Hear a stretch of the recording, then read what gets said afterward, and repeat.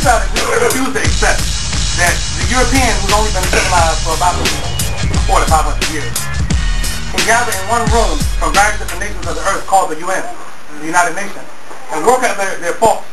You know what I'm saying? There's stuff going on in the country, and conflict and back and forth. They can get together in one room and iron out those difficulties. And at the end, you know what I'm saying, walk away as brothers. You see? Why cannot we do the same if we are the descendants of the torchbearers of civilization? What's the problem? You see? Somebody just has to be willing to yield. That's what it is. And most of us don't know how to yield. Which is why, since the patriarch took over, because our societies are inherently matriarchal. Everyone knows the difference, mother, father. See what I'm saying? When the patriarch took over, that's when war, that's war mode. You see? Because we've been fighting the Roman Empire for about 2,000 years. We were doing good up until about maybe 400 or 500 years ago. You know what I'm saying? That's when our behind started getting kicked, and we got arrogant. Start violating universal law. You know what I'm saying? Whether you realize it or not, many of our forefathers were the first to enslave Europeans. I don't know if you're familiar with that. You know what I'm saying? We changed the whole complexion of Northern Africa to amalgamation with European women. That's our fault. I'll own up to that for my forefathers. You see? But that's one of the things. But because of that, the children from those unions chose the other side. They didn't choose us. You see what I'm saying? And even to this day, you see children that come from those unions, a lot of times will choose that other side because they're more benefits derived. You see what I'm saying? It's hard to choose your daddy when daddy ain't got nothing. You know what I'm saying? If mama represents the European side, she has everything, what would you do? You see what I'm saying? So they're put in a unique bind. You see?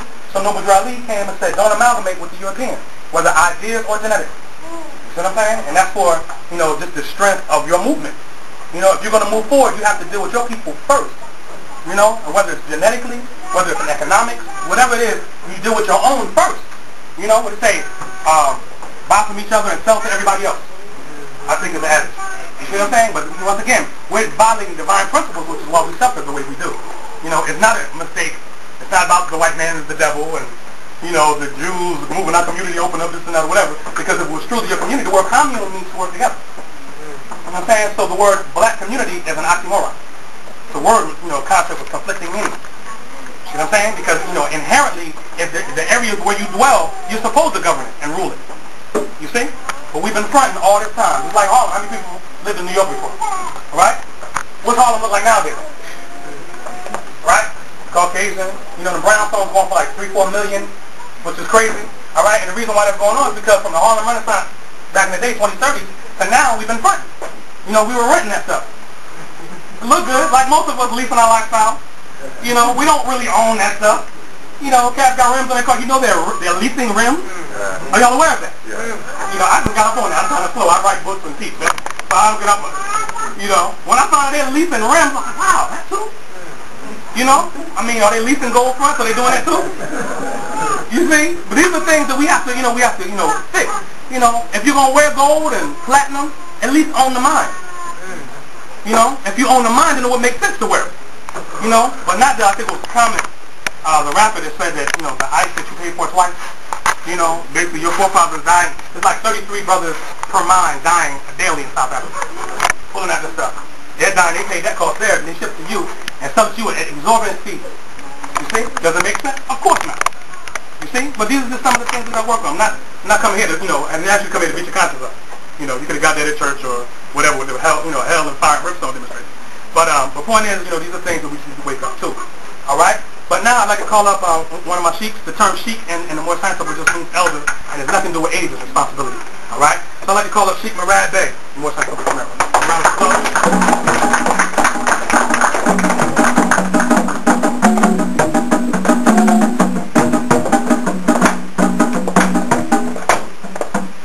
Islam, peace. I really prepared a speech today because I don't want to be so heavy. I have the tendency to write speeches and be very, very heavy sometimes when I write. I've been going through some things this weekend, and a lot of what I've been going through has been more of a witness and a testimony to the condition of our people in the neighborhoods in which we stay. I don't want to say our neighborhoods because they're not our neighborhoods. This is neighborhoods where we collectively come together and decide to live because many of us are forced to have to live with each other. I had a situation come up this weekend where I was deprived of something, and I went throughout the neighborhood to kind of find out what had happened and who did what. I was ready to set it. In other words, I was ready to go to war. So I was to different houses in the neighborhood. me feeling, being a communal person that I am, and going to different houses and questioning people. And many of the women in the neighborhood were scared. They're like, man, those little kids are just doing this and doing that. And they, there's nobody to check them. I'm like, man, I'm not a big dude. I'm a pretty small man. But I'm thinking to myself, man, I wouldn't mind straightening out somebody right now. I don't care if he's 3 or 4 times my size. And I realized it wasn't an arrogance in me. It's not a cockiness or proudness in me. There's something that burns in me that burned in my forefathers. When the environment is not set straight, we set it straight. When the European came and invaded our civilizations, and our women were there, we died. Or we shed blood for our women, which is why you respect that color.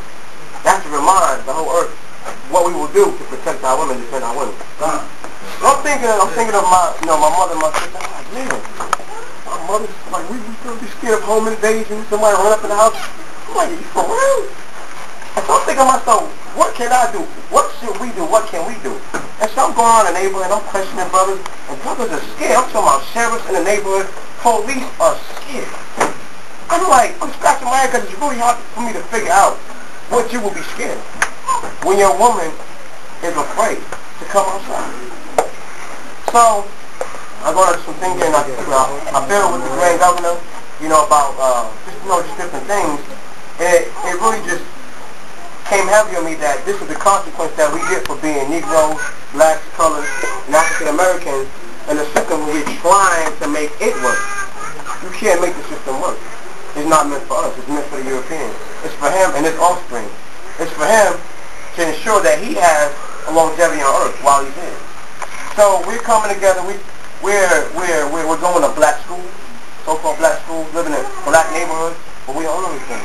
And to me, Atlanta's a very sad case of us coming together and just living together and not forming corporations. If we have business mom and pop shops, those should only last for a set number of years. Then you got to go past that. You take the mom and pop businesses, and you turn them into companies, corporations. Take those corporations, you merge them for power.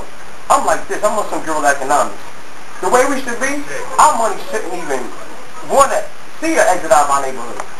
If we see somebody spending, if we have a brother that's making shoes, a sister that's sewing, if we have a brother that's cooking, sister that's cooking, it shouldn't be a need for us to have to go outside and be buying Kentucky Fried Chicken, Burger King, McDonald's. They're killing us.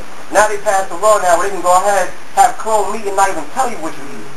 So it's no wonder why I'm looking at an 11-year-old, 12-year-old girl, and she looks about 25 years old. I'm looking at her like, am I really wrong? Or is there something wrong in this equation that we have to fix? Not me. Not us. We. That's right, bro. So, I'm not gonna be too heavy, but we're here for Oshun or Divine Love Day. We're here to honor the goddess, Isis, Osset, Ishtar. We're here to honor the goddess, and we're here to honor that principle in our community that we need that once again. We need communication once again between our women and our men. Divorce really shouldn't be an option. If you go to some problems with your wife, you gotta work that out. Wife, you gotta work out with your husband. Why did you get married? You got married because that's a testament to yourself. I'm not married personally, but these are things that I stand on. These are the principles that I stand on because I look back at our parents and our grandparents and our great-grandparents. They had these principles. Though we had hard times, we had stable families. Well, that's if it wasn't for the so-called slave master breaking the family, but we had an ethic. We was like, I'm going to make this work. If Dad was a hustler, he hustled. Brought money back to the family. Mom didn't always ask where he got that money from. But he made sure the family was fed. And we have to get back to that mentality again. When I see these young men out here selling drugs and hustling drugs, I know people so mad at them. They don't have a structure. If I go and I tell them stop selling drugs in this neighborhood, I'm like, do I have any work here?